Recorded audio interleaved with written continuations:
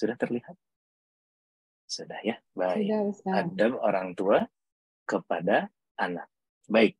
Maka bismillahirrahmanirrahim, ibu-ibu rahimakumullah. Bahasan kita adalah gitu ya, karena tadi dibacakan ayatnya, saya ingin sampaikan dulu di awal bahwa jadikan poin-poin yang ada di sini nanti yang kita pelajari sama-sama, maka target lanjutannya adalah surat Luqman ayat 12 sampai 19. Aplikasinya adalah di sini. Gitu ya. Nah, bismillahirrahmanirrahim. Jadi, yang akan kita bahas hari ini adalah bagaimana caranya agar apa yang ada di surat Luqman tadi kemudian kita bisa sampaikan kepada anak-anak kita.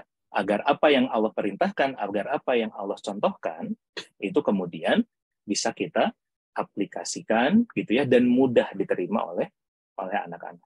Baik, ibu-ibu rahimakumullah, maka yang akan menjadi rujukan kita pada kesempatan kali ini adalah apa yang disampaikan oleh Al-Imam Al-Ghazali gitu ya dalam kitab Al-Adab Fid Din ya, Maktabah atau Fiqhiyah cetakan Kairo gitu ya. Nanti kalau ada yang punya silakan dicek bahwa Imam Al-Ghazali menyampaikan gitu ya, saya langsung bacakan saja artinya, bahwa adab orang tua terhadap anak gitu ya adalah ada 5 poin.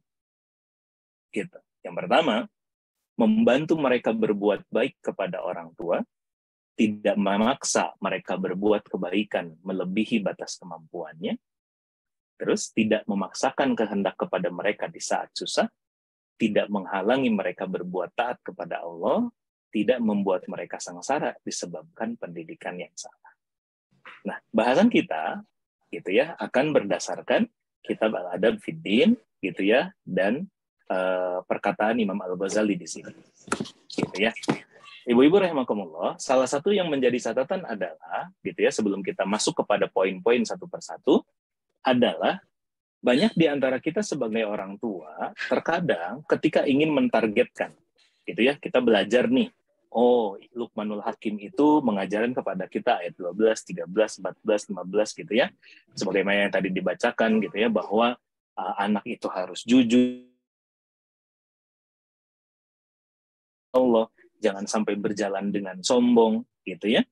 Nah, tetapi terkadang untuk mencapai poin-poin tersebut gitu, kadang ada rasa greget dari orang tua, betul ya? Gitu. Kadang gitu ya, ada begitunya kan?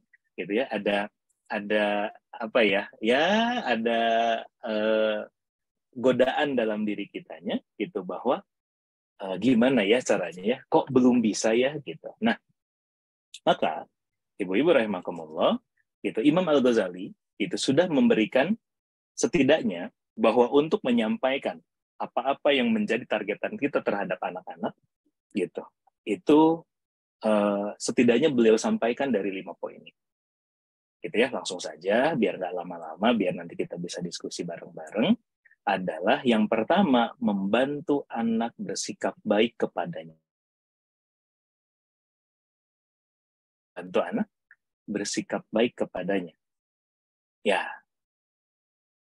ibu-ibu rahimakumullah, terkadang ketika kita menginginkan anak kita bersikap baik, maka yang kita sampaikan, yang kita lakukan adalah biasanya apa? Menuntut. Betul ya? Betul. Ayo nak, kamu tuh harus baik. Ayo nak, kamu tuh harus bisa lebih baik lagi. Ayo, jangan bersikap seperti itu. Ayo, sikapnya harus lebih baik lagi. Gitu ya.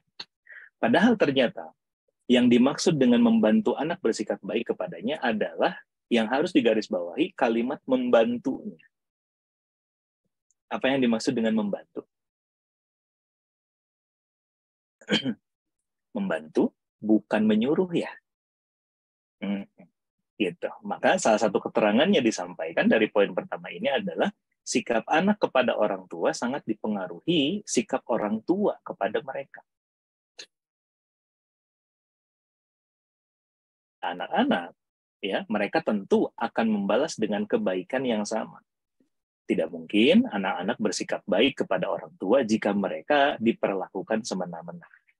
Oleh karena itu, ketika orang tua bersikap baik kepada anak-anaknya, sesungguhnya orang tua telah mendidik dan membantu anak-anaknya menjadi anak yang baik pula. Jadi, kalimat yang pertama yang justru disampaikan Imam Al-Ghazali adalah bukan menyuruh anak bersikap baik, bukan. Tapi yang disampaikan adalah membantu anak bersikap baik kepada diri. Ya.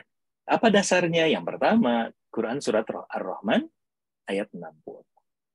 Ya, bahwa Allah berfirman tidak ada balasan kebaikan kecuali kebaikan pula. Ini yang harusnya jadi dasar kita.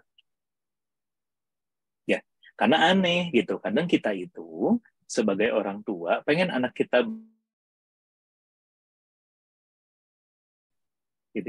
Ih, kamu tuh harus baik atuh, tapi kitanya teh gitu. Ya. Nah, maka dasar yang paling pertama adalah surat Ar-Rahman ayat 60. Bahwa apa? Allah sudah berfirman, tidak ada balasan kebaikan kecuali kebaikan pula. Maka gimana? Maka kalau ingin anak-anak kita baik, maka tugasnya apa? Kitanya dulu yang harus baik. Gitu ya. Simpel ya sebetulnya. Cuman kadang lupa. Kalau udah lupa gitu, kan suka nggak ingat gitu ya.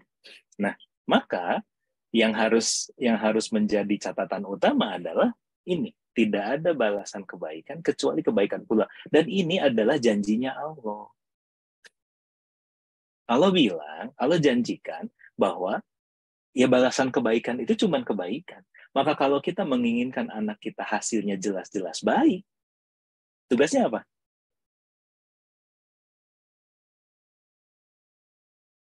Teorinya gitu ya. Ini saya sampaikan teorinya begitu ya. Karena memang dalam prakteknya tidak semudah itu pasti. Gitu. Tetapi apa? Ini yang menjadi pengingat kita, ini yang menjadi charger kita, gitu. Bahwa apa? Dasarnya Quran surat Ar-Rahman ini. Gitu. Dan ini yang harus ada dalam mindset diri kita, gitu ya, yang harus ada dalam pikiran kita, bahwa apa? Bahwa Allah sudah janjikan, gitu ya, hal jazaul ihsan ilal ihsan. Gitu. Ya, bahwa tidak ada balasan dari sebuah kebaikan melainkan pasti kebaikan lagi. Gitu. Jadi gimana? Berarti jangan dikasih opsi yang lain. Ya, jangan kasih opsi perbuatan kita yang lain. Jangan kita kasih opsi dengan ya udah saya cobain galakin sedikit misalnya begitu. Ini galaknya dalam artian negatif ya. Gitu. Tapi fokusnya adalah tugas saya untuk mengajarkan kebaikan. Maka apa? Biar anak saya juga pastinya. Gitu. Kemudian dasar selanjutnya adalah firman Allah Subhanahu wa taala di surat Al-A'raf ayat ke-56. Apa katanya? Allah berfirman sesungguhnya rahmat Allah itu sangat dekat kepada orang-orang yang berbuat baik. Ibu-ibu rahimakumullah, ketika Allah menyampaikan ya inna rahmatallahu qarib minal muhsinin, maka yang harus difahami juga adalah bahwa kebaikan dari anak itu bukan hanya sekedar hasil dari usaha orang tua. Ya, tentu kita sangat-sangat bergantung kepada memperbaiki anak kita atau menjadikan anak kita baik. Gitu, sesuai dengan targetan yang kita inginkan. Maka apa? Dasarnya adalah bahwa pertolongan Allah itu, gitu ya, rahmat Allah itu justru dekatnya ke siapa? Kepada orang yang berbuat baik. Maka selama kita berfokus untuk berbuat baik, maka kita akan senantiasa berada dalam rahmatnya Allah, berada dalam kasih sayangnya Allah. Gitu. Otomatis kalau kita disayang sama Allah, maka kita pun akan ditolong sama Allah. Ya, sekarang pertanyaannya kan gini, kita bisa nggak ngedidik ke anak kita itu sendiri? Kita bisa nggak selalu mengawasi anak kita sendiri? Mungkin kalau masih kecil masih bisa, tapi begitu sudah semakin dewasa, mereka kan akan berada di luar jangkauan kita. Pokoknya ada jelas zaman sekarang, gitu ya. Kita pasang GPS mungkin, gitu ya, dikasih trackernya, gitu ya, ada trackingnya, gitu ya. Tapi kan nggak bisa begitu. Maka yang harus dipahami adalah jangan sampai lupa. Kita sebagai orang tua, ya Imam Al-Ghazali menyampaikan dengan poin pertama ini adalah bahwa tugas kita adalah untuk senantiasa punya hubungan yang baik dengan Allah. Gitu. Untuk apa? Agar gitu anak kita bisa berbuat baik, agar anak kita bisa menjadi orang yang baik.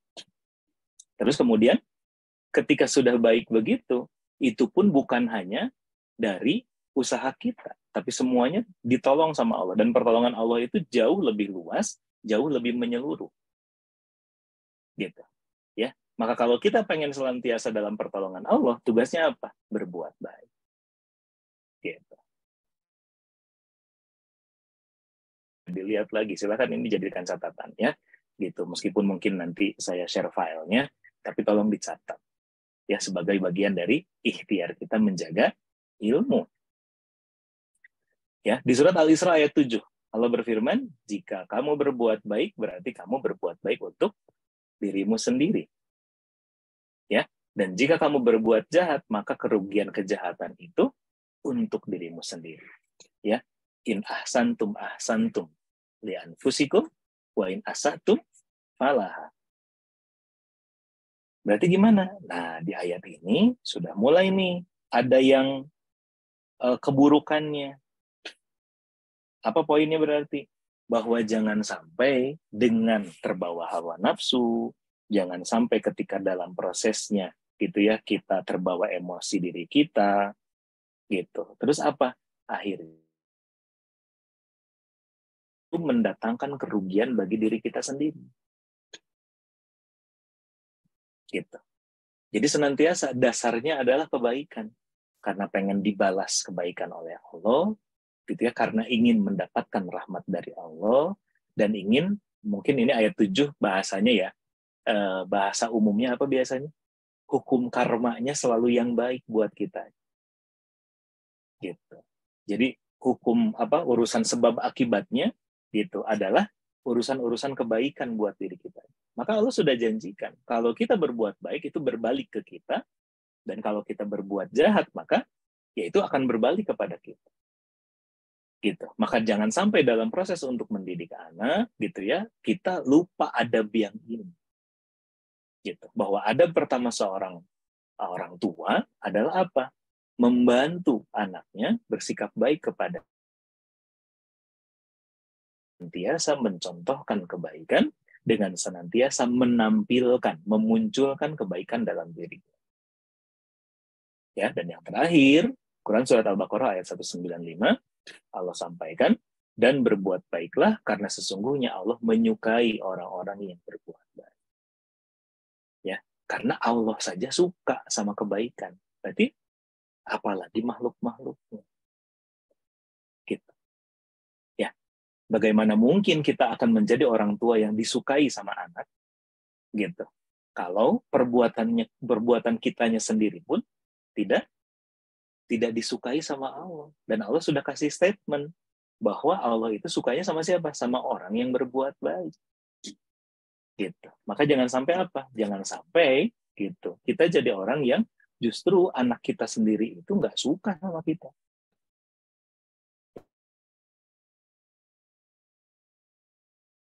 Lebih seru sama teman-teman.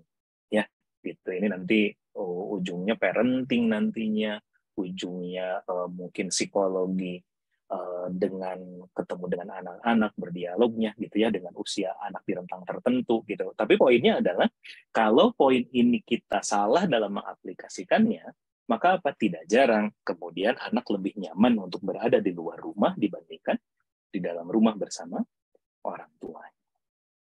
Itu yang pertama. Jadi tugas kita adalah untuk apa? Membantu anak, membantu ya. Garis bawahi kalimat tersebut ya, membantu anak bersikap baik kepadanya. Ya, dan agar itu tidak hanya sekedar menjadi teori, tugas kita adalah apa nih? Ayat-ayat yang 4 ini harus betul-betul nempel di kepala kita sebagai orang tua. Ya, baik. Itu yang pertama. Terus kemudian Imam Al-Ghazali menyampaikan bahwa tugas selanjutnya dari orang tua adalah adab orang tua kepada seorang anak adalah apa? Jangan maksa ya. Poin selanjutnya, Tidak memaksa anak berbuat baik melebihi batas kemampuan. Kita sebagai orang tua biasanya apa? Ekspektasinya tinggi.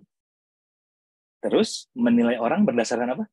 Berdasarkan sudut pandang kita. Nah, ini sebetulnya yang menjadi catatan. Ya, gitu. Kenapa?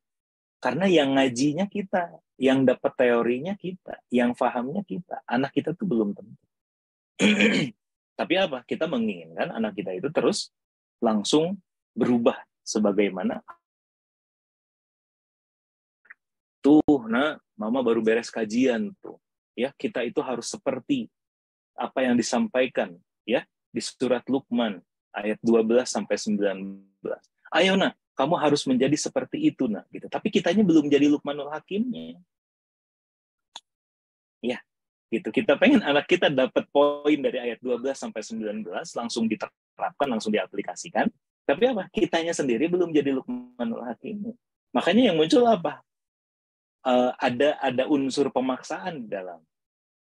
Ya. Nah, agar kita tidak maksa, maka yang disampaikan adalah, yang menjadi pengingat adalah, yang pertama, Allah berfirman di surat Yunus ayat 99.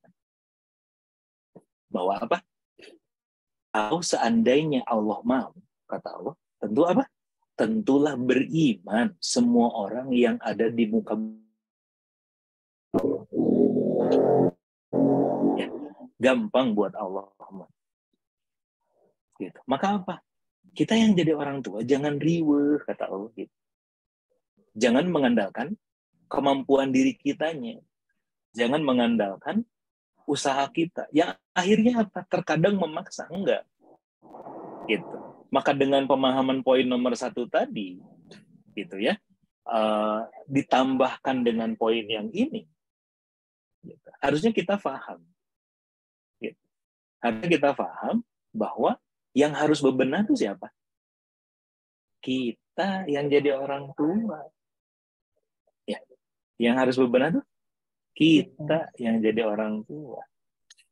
Gitu. Karena Allah bilang, kalau Allah mau, gampang, semuanya Allah bikin beriman tuh bisa dengan mudah. Gitu. Dan apa? Dengan sabda Nabi Shallallahu Alaihi Wasallam yang menyampaikan apa? Ini levelnya Nabi ya. Beliau menyampaikan apa? Janganlah kalian memaksa jika meminta, kata Nabi. Demi Allah, jika seseorang meminta kepadaku sesuatu, ini ke Rasul ya berarti ya. Kemudian aku mengabulkan permintaannya tersebut, tapi dengan perasaan tidak senang, maka apa? Maka tidak ada keberkahan pada dirinya dan apa yang ia minta itu. Dan ini, ibu-ibu rahimakumullah, yang sering kita lakukan ke siapa? Ke anak kita. Ayo nak, ayo nak, ayo nak, gitu ya. Gitu. Terus apa? Dikerjain sih. Sama anaknya dikerjain. Anaknya mengerjakan. Gitu. Iya, cina gitu ya. Sambil jalan. Gitu. Iya, gitu. Terus aja kerjain. Maka apa? Lihat, Rasulullah sampaikan apa? Suatu terus maksa. Terus, iya sih, aku kabulkan, kata Nabi. Aku kerjakan apa yang dia minta. Tapi ketika aku kerjakan itu dengan tidak senang, maka apa yang dicabut? Kerjanya dikerjakan, tapi berkahnya yang tidak ada. Berarti apa? Keberkahan dari perintah kita, keberkahan dari esensi dari amalan yang kita inginkan anak kita kerjakan itu, hilang tuh. Sehingga apa? Akhirnya anak hanya mengerjakan covernya saja. Anak hanya mengerjakan luarnya saja. Iya, dia kerjakan. Tapi apa? Berkahnya nggak ada. Akhirnya gimana? Ya harus disuruh. Akhirnya gimana? Nggak kita suruh ya nggak jalan. Ya, kalaupun berjalan hanya beberapa saat. Begitu nanti fase usianya berbeda lagi, berubah lagi. Ada yang begitu? Ada ya. Nah, maka Syekh Abdullah bin Baz gitu ya menyampaikan ya salah satu yang harus difahami, yang harus kita periksa gitu adalah apa? Jangan sampai kita menjadi ilhaf, ya. Apa itu ilhaf? Kata beliau, al-ilhaf artinya mengulang-ulang dan memaksa. Terus aja diulang, ya. Gitu. Bahkan ketika sekali nyuruh aja pengulangannya bisa 3, 4, 5, 6, 7, 8, 9, 10, 15 kali mungkin. Ya, nah ayo nah. Nah, ayo nah. Nah, ayo. Padahal itu kan di saat yang sama. Udah mau berulang-ulang, terus maksa. Akhirnya gimana? Hilang berkahnya. Kenapa bisa itu terjadi? Kembali lagi ke atas surat Yunusnya. Karena kita tidak bergantung kepada Allah. Kita bergantung kepada usaha kita. Bisa dipahami, Ibu-Ibu? Ya, gitu. Ini pada ngahulang begini soalnya. Oke, baik. Kita lanjutkan lagi. Sambil nyatet. Iya, baik. Alhamdulillah. Ya, gitu. Jadi, yang pertama, bantu. Bantu itu contoh. Ya, paling utamanya apa? Bebenah diri. Tugasnya apa? Fokusnya ke kita.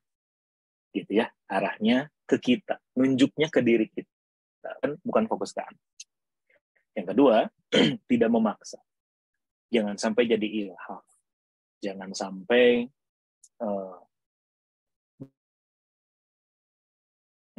bergantung sama ikhtiar kitanya, bergantung sama usaha kitanya sendiri, kemampuan diri kita sendiri, gitu ya. Terus kadang-kadang kan di poin kedua ini biasanya apa? Biasanya jadi malah kesal sama pasangan. Bantuin atuh, gitu ya.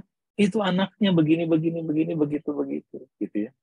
Terus yang satunya lagi nyantai, misalnya gitu ya. Gitu. Biarin aja, nggak bisa begitu atuh. Nah, ya. Itu kan sering terjadi ya.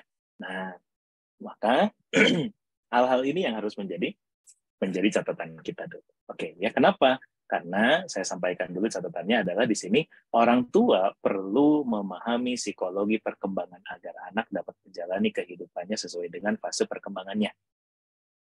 Ya, harus tak paham psikologi perkembangan. Ya, gitu. Ada kalau kata Ali bin Abi Thalib saja 7 dikali 3 kata beliau. Ya, perkembangan 7 tahun pertama, 7 tahun kedua, 7 tahun ketiga. Itu teh beda. Nah, sudah belum itu kita kuasai? Sudah belum kita memahami hal tersebut? Sudah belum kita menyesuaikan, gitu ya? Menyesuaikan pendekatan kita, cara kita menyampaikan, disesuaikan dengan hal tersebut. Lebih detail lagi, ya belajar sama psikolog, gitu ya. Ilmunya seperti apa, gitu. Terus pendekatannya harus gimana, kalau perlu sekalian konsultasinya gitu. Itu untuk ilmunya, nggak selalu harus kesannya misalnya kalau misalnya ada masalah saja, enggak, tapi lebih kepada agar bekal kita sebagai orang tua dasar ilmunya jelas, ya gitu. Misalnya apa, termasuk jangan sampai gini dengan apa bahasanya, dengan egonya kita sebagai orang tua gitu ya. Terus akhirnya apa? Karena pengen anaknya bisa maksimal dalam ibadah, terus jadi lupa terhadap hal ini gitu, terhadap penyesuaiannya, terhadap menyesuaikan dirinya dan untuk tidak memaksanya. Misalnya apa? Karena orang tuanya senang banget tuh lihat acara Hafiz Indonesia, misalnya gampangnya gitu ya. Gitu. Terus apa? Langsung anaknya tuh nah lihat nah. Nah, lihat tuh itu umur segitu udah hafal segitu tuh, misalnya gitu. Terus kita bilangnya apa ke anak kita? Ayo dong nak, kamu juga bisa, minimal begitu deh. Ya, tapi itu kan hanya keinginan sesaat yang tidak di-maintain dalam waktu yang lama. Gitu. Terus apa lagi? Yang disayangkan ada unsur membandingkan. Siapa sih yang suka dibandingkan? Nah, ada kan? Gitu.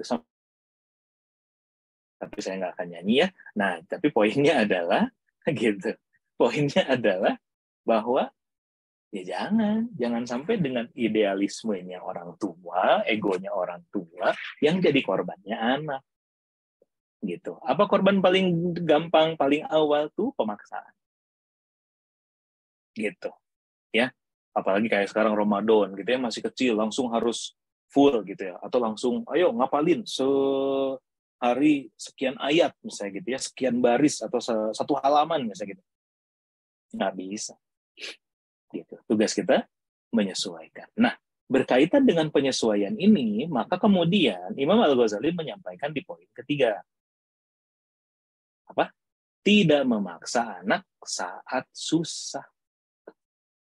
Apa bedanya dengan yang kedua tadi? Gitu ya. Kalau yang kedua, standarnya adalah lebih karena idealismenya orang tua, lebih karena egonya orang tua. Gitu. Tetapi kalau yang ketiga ini, ketika misalnya programnya sudah berjalan, ya, metodenya sudah benar, tapi kita apa? Kita lupa untuk melihat kondisi anak kita. Ya, gitu. Kenapa? Karena sebagaimana orang dewasa, anak-anak juga bisa merasakan susah. Ada kalanya bete, ada kalanya jenuh. Gitu ya, misalnya apa? Misalnya kalau yang kecil gitu ya, yang anak kecil dulu misalnya ketika kehilangan sesuatu yang dia sayang, mainan yang dia suka, gitu. Kan itu pasti pengaruh. Gitu. Nah, itu yang harus kita lihat. Kita harus sensitif terhadap hal-hal tersebut. Dan semakin besar, semakin dewasa, kitanya harus semakin peka. Gitu. Yang kadang kebaliknya adalah semakin dewasa kita itu lebih, ayo dong nak, kamu udah dewasa, kamu sepertinya kamu harusnya bisa mengerti dong. Kamu kan udah gede. Gitu. Ya, padahal apa? Padahal poin ketiga Imam Al-Ghazali menyampaikan jangan paksa anak ketika susah. Berarti ada kalimat saat susahnya. Berarti gimana dong? Orang tua harus tahu kondisi anaknya sedang apa sekarang. Lagi happy nggak? Lagi enjoy nggak? Anak kitanya misalnya lagi mumet nggak? Gitu. Di kampusnya seperti apa? Di lingkungan teman-temannya seperti apa? Gitu. Ya. Nah, pada saat seperti ini, orang tua sebaiknya tadi dapat memahami psikologi anak. Dan jangan sampai apa? Nambahin beban. Ya. Orang tua itu apa? Nambahin beban. Ketika anaknya sudah bisa, misalnya tadi ya, di poin kedua. Baik, mereka, anak-anak itu kemudian sudah bisa lah, ibaratnya, berjalan dengan sendirinya, gitu ya, beramal dengan sendirinya. Tapi kadang apa? Kadang yang muncul dari orang tua apa? Nggak puas. Ayo nak, kamu bisa lebih baik lagi. Nak. Ayo nak, kamu bisa lebih lagi. Nak. Ayo nak, nuntut lagi. Padahal, gitu. Anak tuh ada capeknya, ada jenuhnya. Itu dulu yang harus kita lihat. Ya, gitu. Nah, ketika ini terjadi, maka tugas kita jangan nambah beban. Tapi tugas kita adalah mendukung ya, menghibur gitu. Menghibur anak-anak kita, membesarkan hati mereka gitu ya. Terus apa? Ya sampaikan betapa Allah sayang sama mereka. Gitu. Kalau tadi misalnya barangnya hilang, bagaimana Allah nanti akan memberikan ganti kepada mereka. Targetannya tidak terpenuhi yang itu, tapi menjadi bergeser kepada misalnya pemahaman takdir yang Allah berikan, pemahaman kepada betapa Allah sayang kepada mereka, gitu. Ya, maka yang menjadi dalil adalah, gitu. Ya, hadis riwayat Abu Daud yang menyampaikan Nabi Shallallahu Alaihi Wasallam bersabda, tempatkanlah orang lain sesuai dengan posisinya yang sesuai. Ini yang pertama. Hadis ini biasanya hanya dilihat dari satu sudut pandang. Dalam artian apa? Misalnya, kalau unsurnya pendidikan, maka kita harus bisa menyesuaikan diri. Gitu ya. Kalau misalnya unsurnya dari ekonomi, maka kita harus bisa menyesuaikan diri juga. Gitu.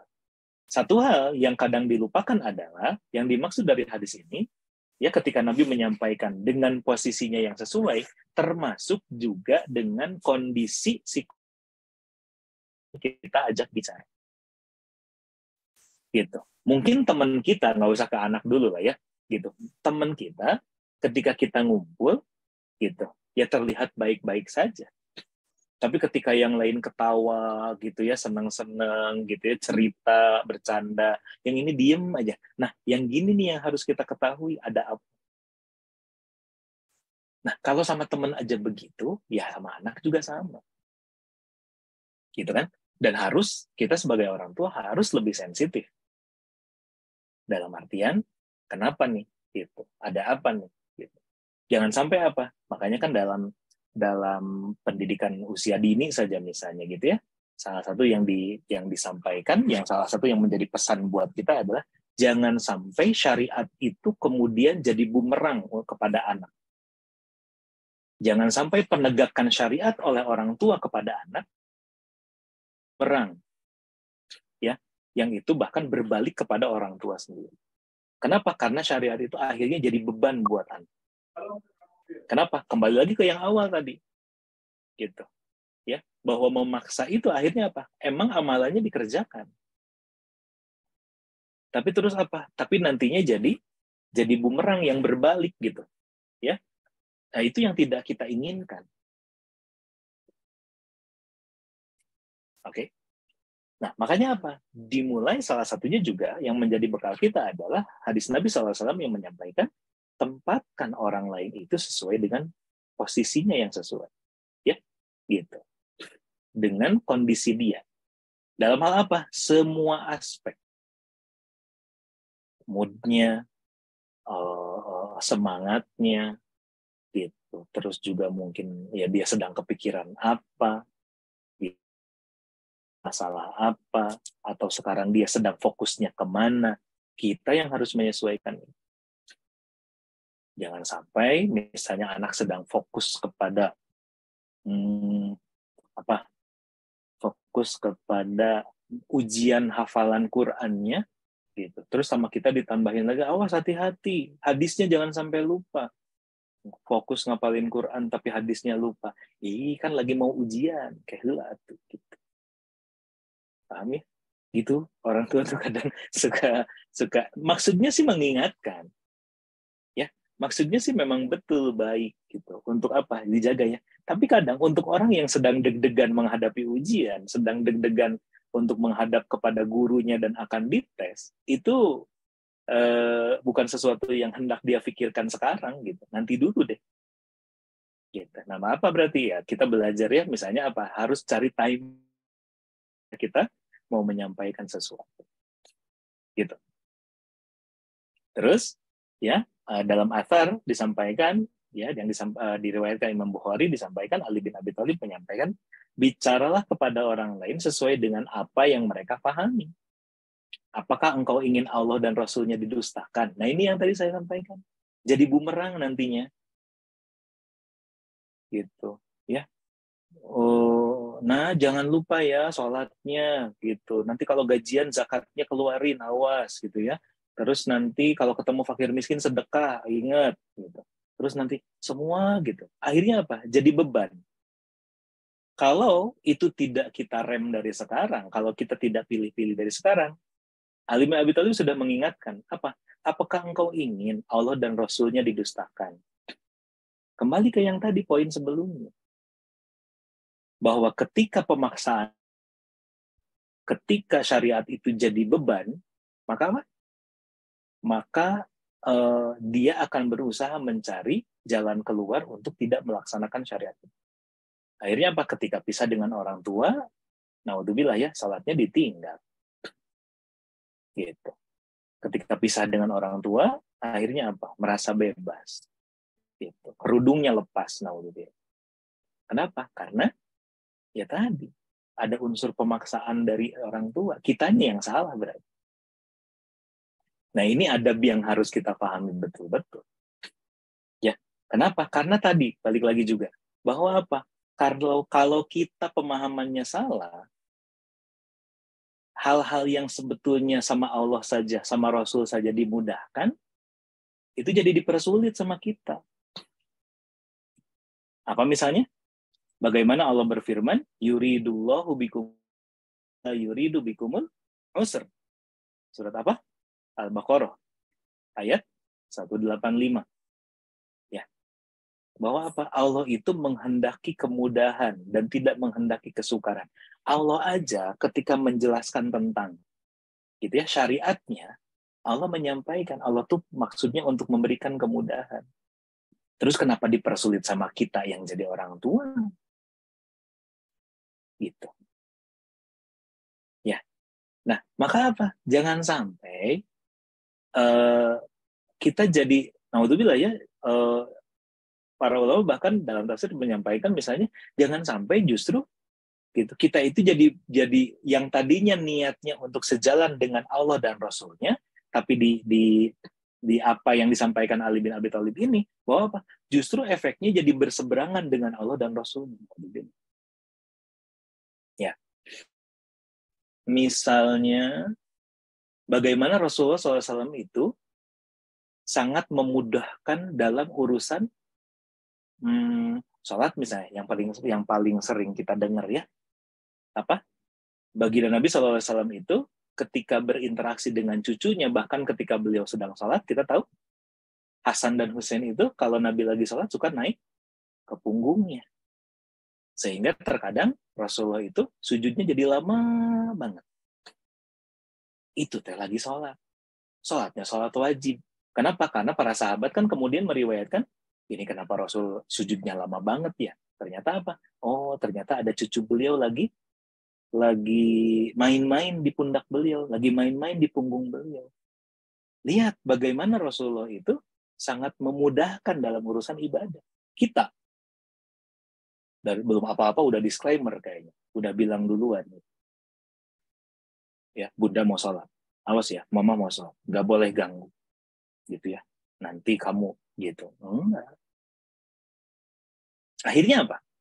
Ketika Rasulullah memudahkan untuk cucu-cucunya main bersama beliau, maka kita mengenal gitu ya, para ulama menyampaikan gitu, kita mengenal Hasan dan Husain.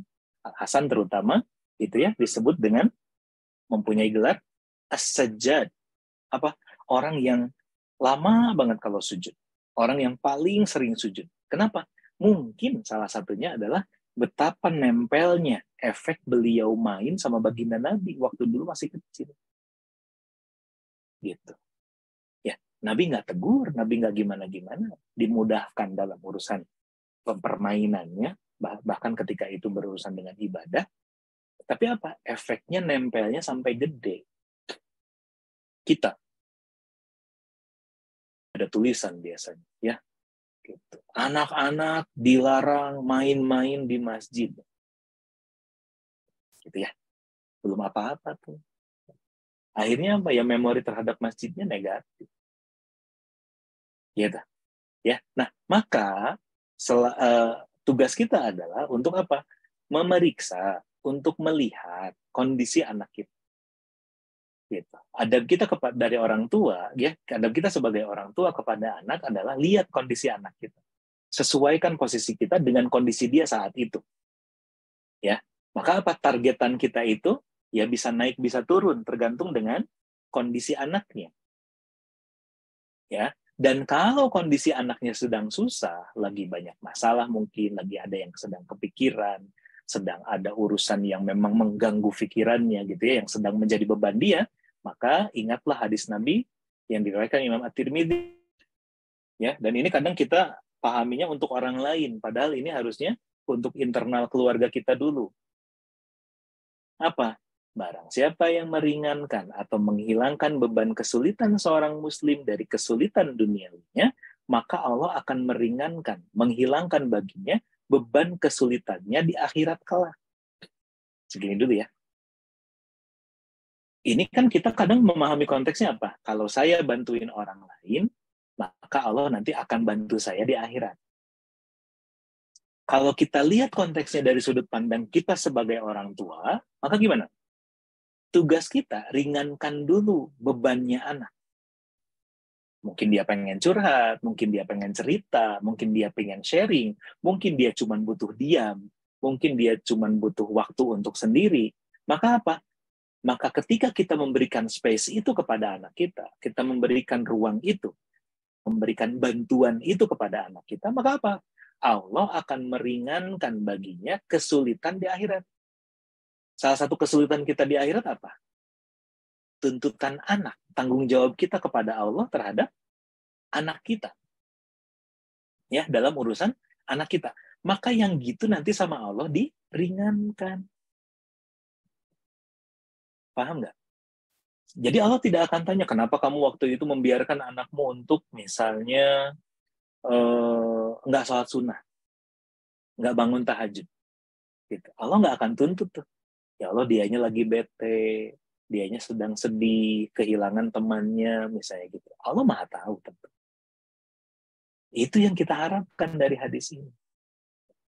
Bahwa dengan kita memberikan ruang kepada anak, ya tadi, Allah itu menghendaki kemudahan, bukan kesulitan dalam urusan syariat, maka apa? Biar nanti Allah yang bagian akhiratnya. Gitu. Ya. Terus, barang siapa yang memberikan kemudahan bagi orang yang mengalami kesulitan di dunia, maka Allah akan memudahkan baginya kemudahan di dunia dan di akhirat. Dengan kita ngasih space waktu sehari deh, ya udah sehari ini sok fokus, misalnya biar gampang aja ya, ini misalnya apa? Udah sok sholat wajibnya aja, sunnahnya biarin dulu nggak apa-apa. Misalnya yang begitu. Maka apa? Besok-besoknya dia jadi mudah untuk urusan dunia dan akhirat. Mah, makasih ya kemarin sudah ngasih waktu buat aku gitu. Sekarang aku mau mulai lagi untuk apa? Menjaga lagi rawatibnya. Aku mau mulai lagi untuk menjaga tahajudnya. Untuk memulai lagi misalnya menjaga duha, tilawahnya dan lain-lain. Itu kita ngasih spare waktu 1-2 hari mungkin, 1-2 jam mungkin gitu. Terus apa? Tapi akhirnya kemudahan-kemudahan yang dimunculkan. Jangan jadi sebaliknya. Biasanya apa? Nggak bisa dong. Ini kan wajib. Nggak bisa dong. Ini kan amalan yang utama. Ini kan sunnah mu'akkad. Gitu ya. Kadang gitu kita. Akhirnya apa? Beban. Orang tuaku nggak mengerti aku. Padahal Allahnya sendiri bilang Allah itu pengen menghendaki kemudahan, nggak kesulitan. Jadi yang salah di mana? Kayaknya kita ya yang jadi orang tua ya yang adabnya nggak benar ya. Gitu. Termasuk apa? Lanjutin lagi. Dan barang siapa yang menutupi aib seorang muslim sewaktu di dunia, maka Allah akan menutup aibnya di dunia dan di akhirat. Kenapa ada urusan aib di sini? Sama, anak kita juga begitu. Ya, hati-hati. Yang jadi orang tua kadang suka apa? Secara tidak langsung, secara nggak sengaja mungkin, akhirnya apa? Ngomongin anak, aibnya anak. Seharian. Mandi, misalnya begitu. Diomongin. Anaknya ada di situ, kesel sama ibunya. Ya, Meni enggak, misalnya sampai enggak ke masjid. Meni enggak begini-begini. Jangan tutupin. Gimana kita bisa nutupin aib orang? Kalau anak sendiri aja aibnya enggak kita tutup. Ya, gitu.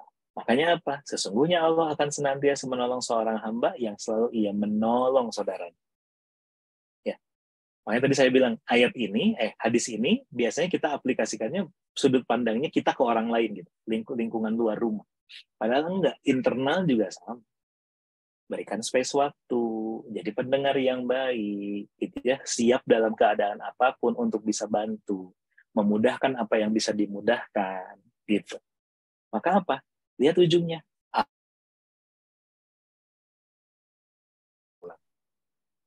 Kembali lagi ke yang awal, apa? Bahwa menolongnya, berarti kan mendidik anaknya juga kita butuh pertolongan Allah ya.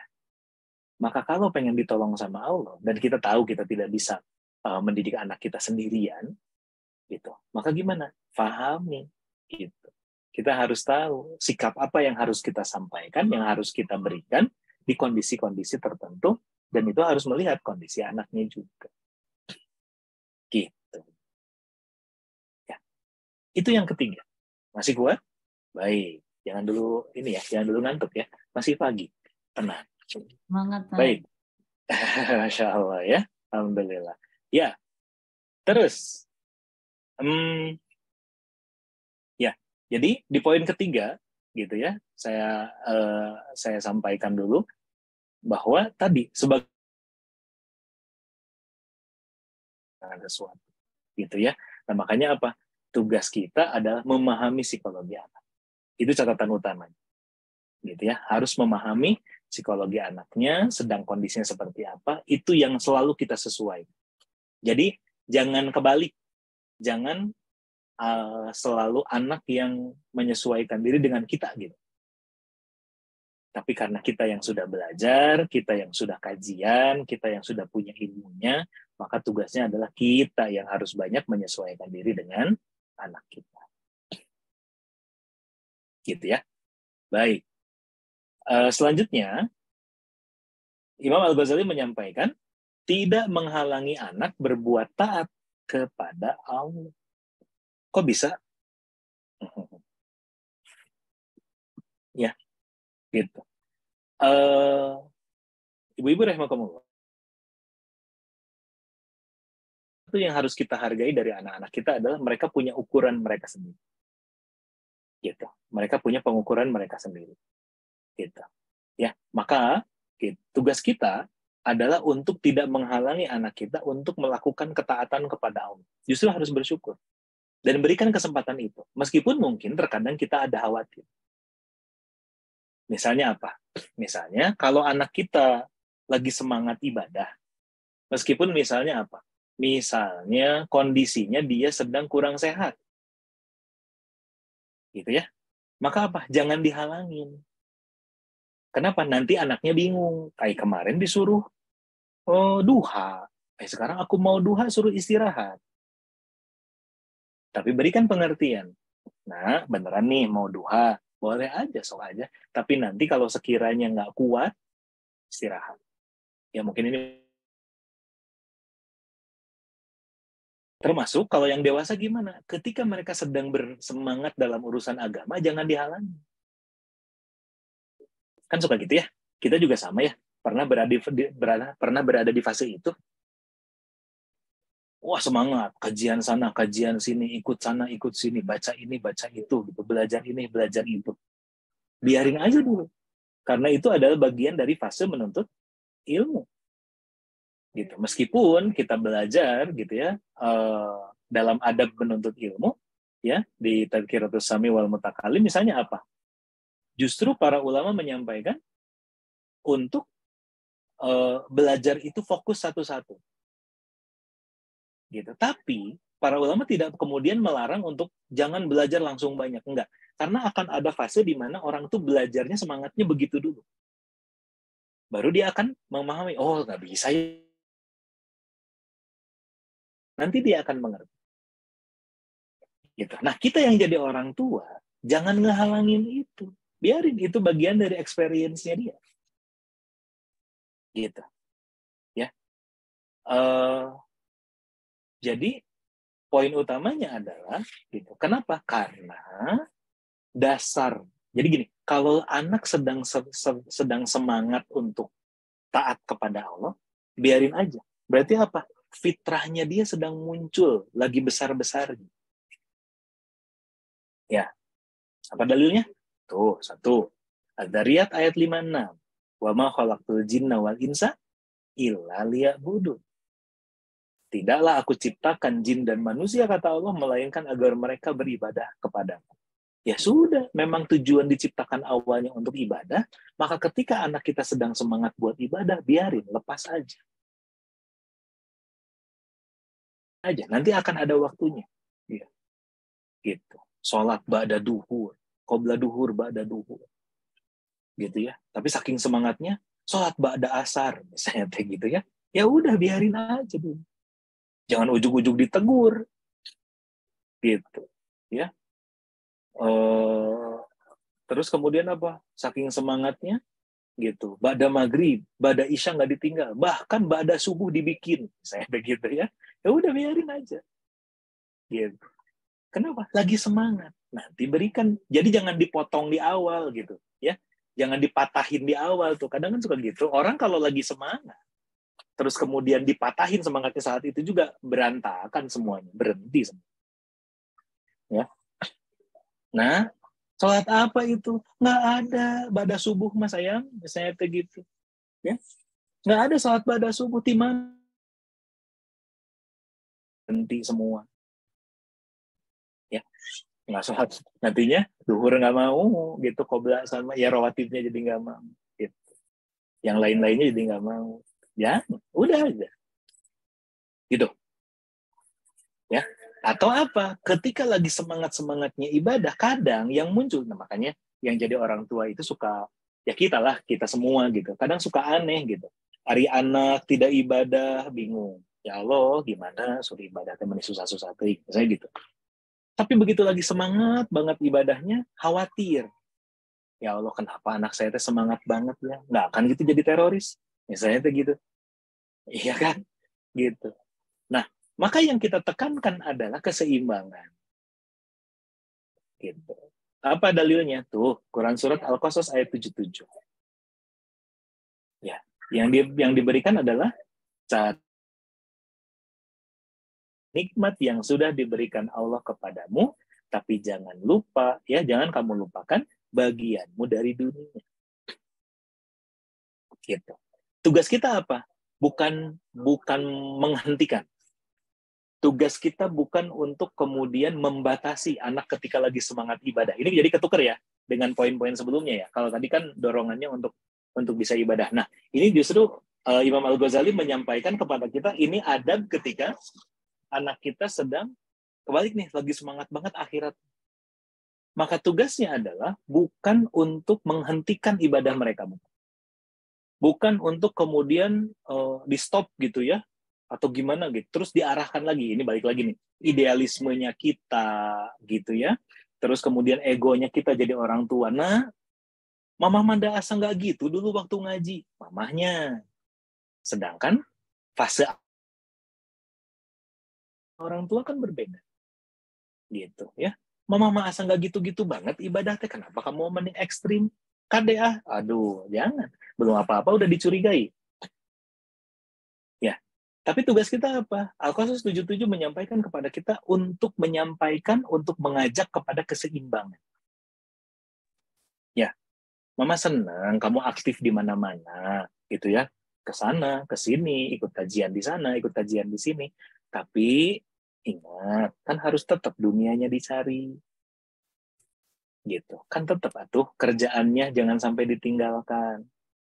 Gitu. Kan tetap atuh harus misalnya persiapkan untuk apa target-target dunianya. Sok sambil dijalani, diatur waktunya gitu. Misalnya gitu ya. Jadi tugas kita untuk memberikan keseimbangan. Jangan di stop. Kadang kita itu akhirnya di stop biar dia ke dunia. Enggak. Al-Qasas mengajarkan untuk apa? Seimbang. Akhiratnya yang sedang semangat ini lanjutin, yang dunianya ditambahin. Bukan kemudian akhiratnya dikurangin agar dunianya nambah, nggak gitu.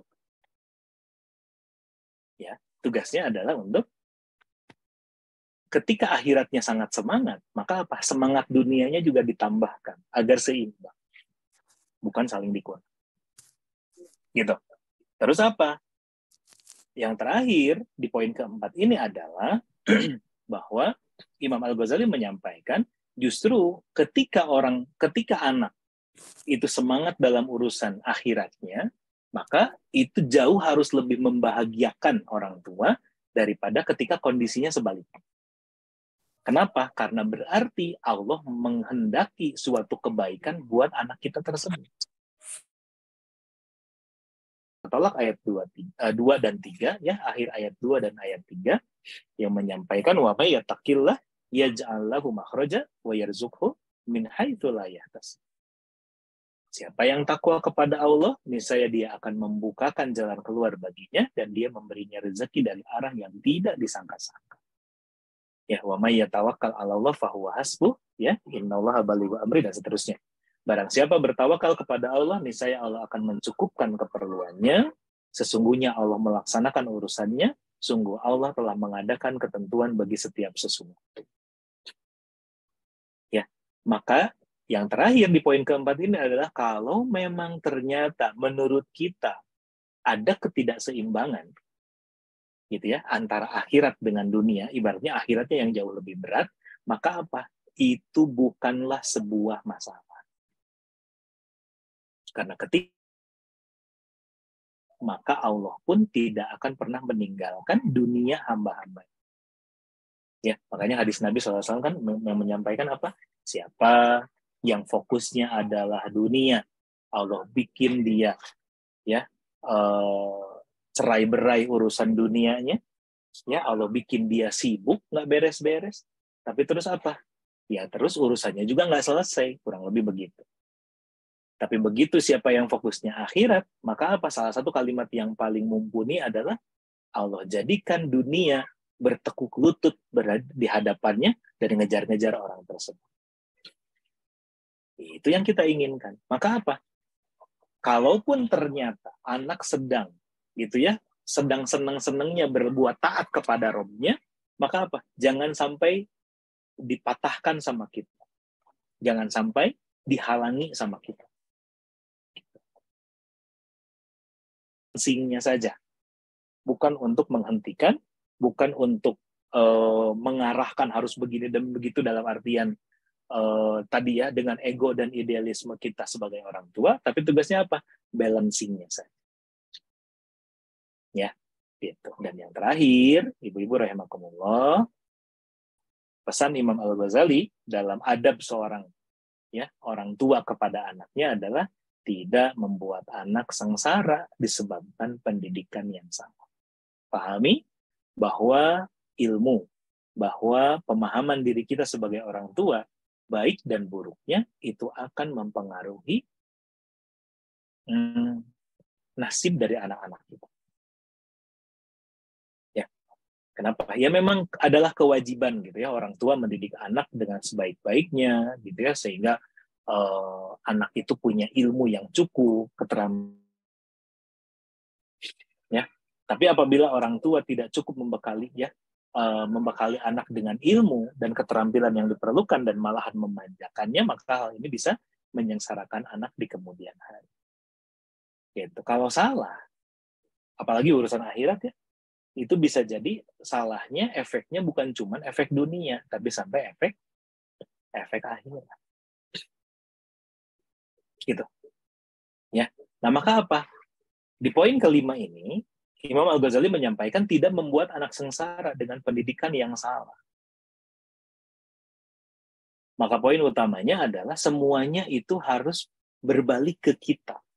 Fokusnya itu ke diri kita pribadi sebagai orang tua. Gitu.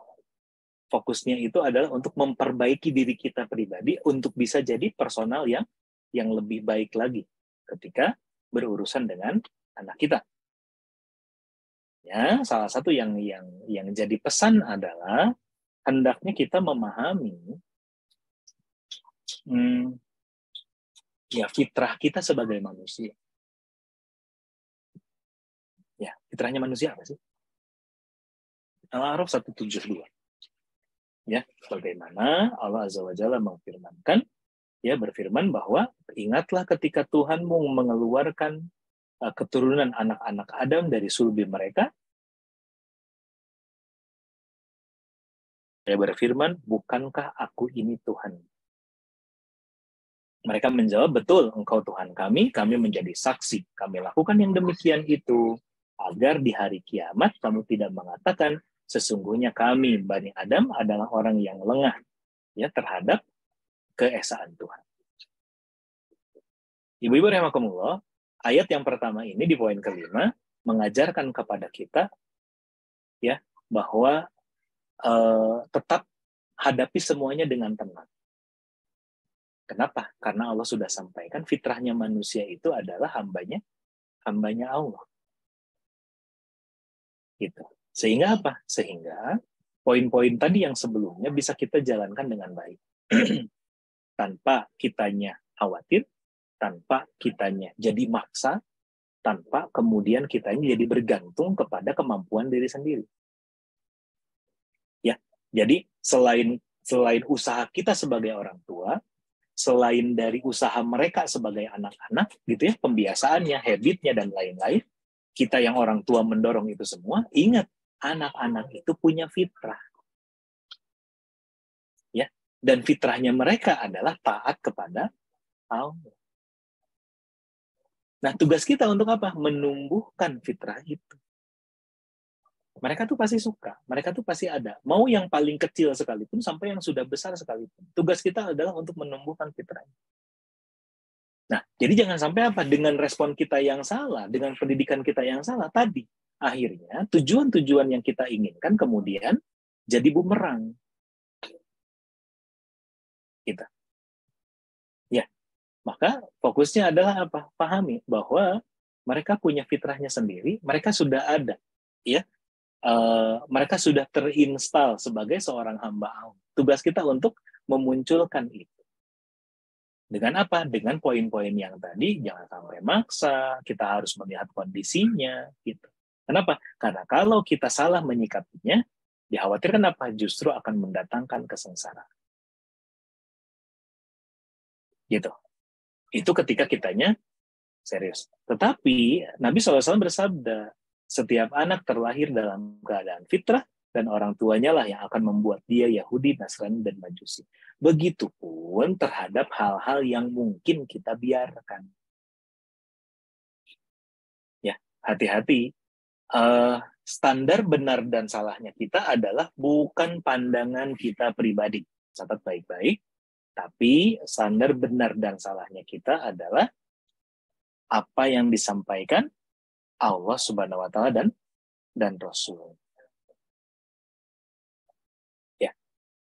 Kenapa? Karena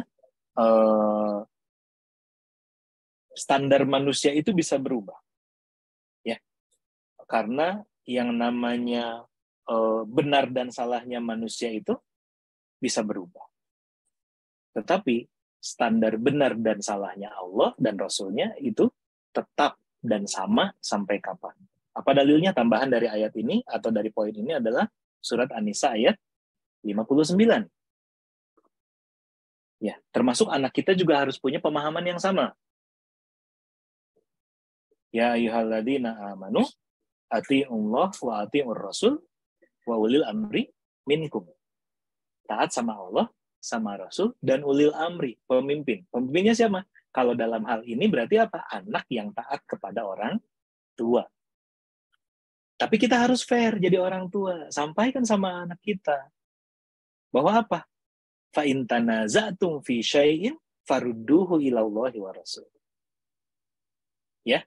Tetapi jika kamu melihat ada perbedaan pendapat tentang sesuatu, ya, misalnya berargumen dengan orang tua, maka apa? Yang jadi standar benar dan salahnya bukan omongan orang tua, tetapi apa yang disampaikan Allah dan Rasul. Bisa dipahami? Jangan sampai gini, jangan sampai kita itu ya jadi orang tua ego. Pokoknya kalau kata mama benar, benar. Kalau kata mama salah, salah. Kalau kata mama jangan, jangan. Kan gitu? Enggak. Harus fair dong. Gitu. Fairnya apa? Nah, menurut mama masih enggak boleh. Menurut ayah masih jangan. Tapi nggak tahu, kamu kan lebih tahu. Gitu ya. Atau misalnya, menurut pandangan kamu seperti apa? Gitu. Toh, misalnya, syariatnya menurut pandanganmu syariat itu penilaiannya seperti apa? Diskusi. Gitu.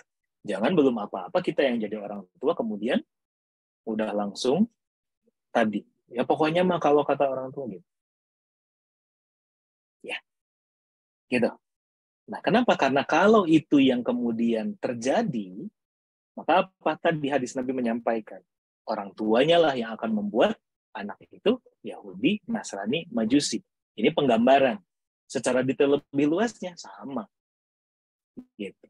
Jauh lebih detail lagi. Intinya apa? Bahwa anak akan menjadi begitu ya intinya adalah karena orang tuanya kata. Ya. Dan yang harus hati-hati dan yang harus menjadi pengingat buat kita adalah apa? Di poin kelima ini agar tidak membuat anak sengsara ya disebabkan dengan pendidikan yang salah, ingat semuanya ada pertanggungjawabannya. Kalau salah, maka resikonya besar. Apa? Surat At-Taghabun ayat 14.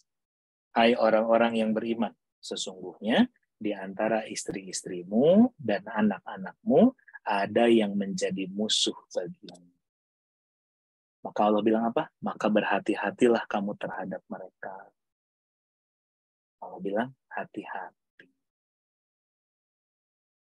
Ya. Jadi gimana? Gak boleh seenak sendiri. Gak boleh semau sendiri. Semuanya harus pertimbangan Allah dan Rasul. Ya. Jadi yang harus menjadi pengingat buat kita adalah setiap kita melakukan apapun, dicek lagi. Ini udah sesuai belum ya dengan pertimbangan Allah dan Rasulnya? Atau ini cuma ego saya sebagai orang tua? Ini sudah sesuai dengan apa yang Allah dan Rasulnya tuntun?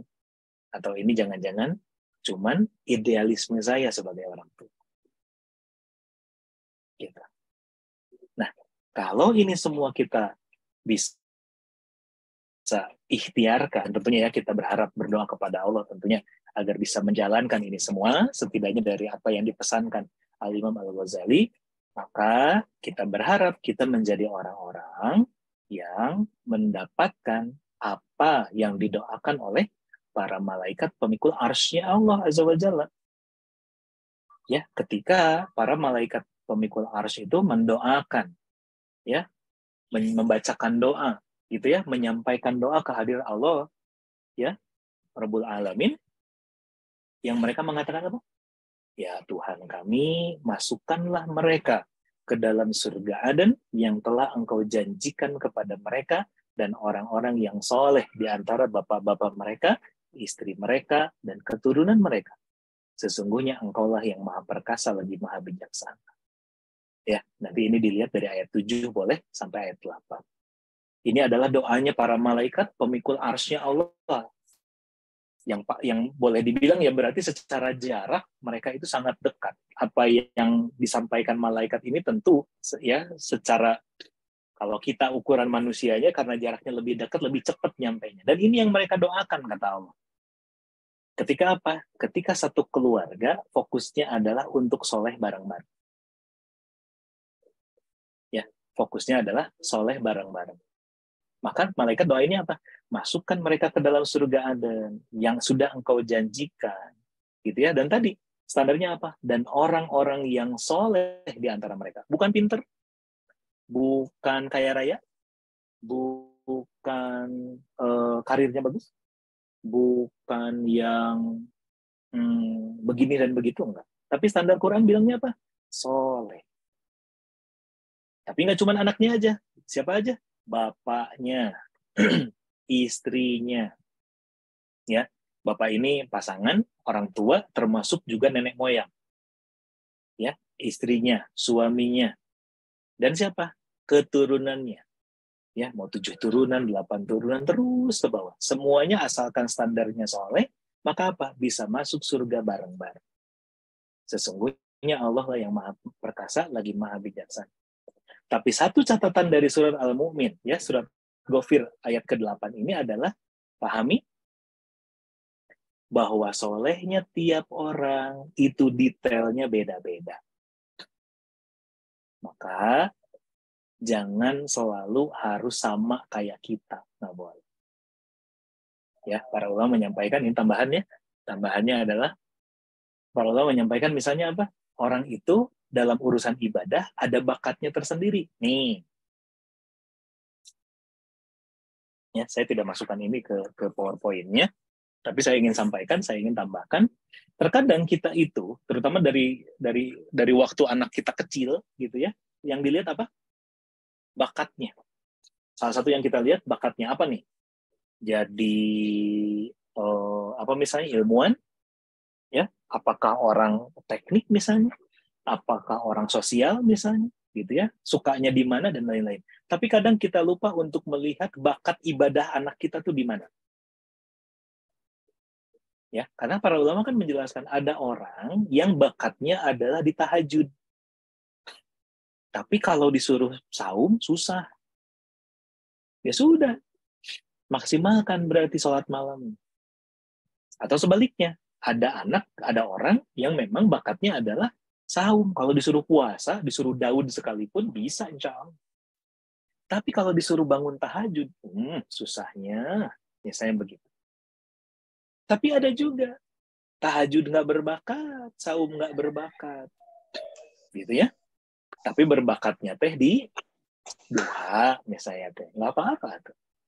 Ya, tapi berbakatnya di sedekah misalnya. Tapi berbakatnya di hafalan Quran, bakatnya di hafalan hadis, gitu ya.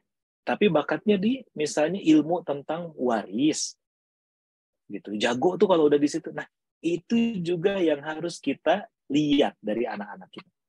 Bakat mereka dalam ibadahnya di mana? Karena kalau didorong untuk bakat yang salah, nggak akan pernah bisa maksimal. Gitu. Ya. Nah, maka sebagai penutup, wah udah kelamaan ya. Gitu, sebagai penutup adalah ini yang menjadi titik poin kita. Surat Al-Mu'min, surat Ghafir, ayat 8. Ya. Jadi bahwa poin-poin yang 5 tadi yang kita ikhtiarkan, maka target utamanya ini. Gitu. Dan tentu semuanya dengan ilmu yang kita punya, dengan ikhtiar yang terseok-seok yang kita upayakan, tidak ada yang bisa maksimal diberikan, kecuali semuanya adalah pertolongan dari Allah Subhanahu wa Ta'ala. Maka hanya kepada Allah kita bergantung, hanya kepada Allah kita meminta pertolongan, dan semoga kita semua menjadi orang-orang yang satu keluarga besar bersama dengan nenek moyang kita, bersama dengan seluruh keturunan kita, menjadi orang-orang yang mendapatkan apa yang Allah janjikan di surat Al-Mu'min ayat 8 ini. Wallahu a'lam bishawab. Shadaqallahul adzim, shadaqa rasulul karim, wa nahnu ala dzalika minasyahidin, wa syakir alhamdulillah rabbil alamin. Wallahu a'lam bishawab. Jazakumullah khairan katsiran.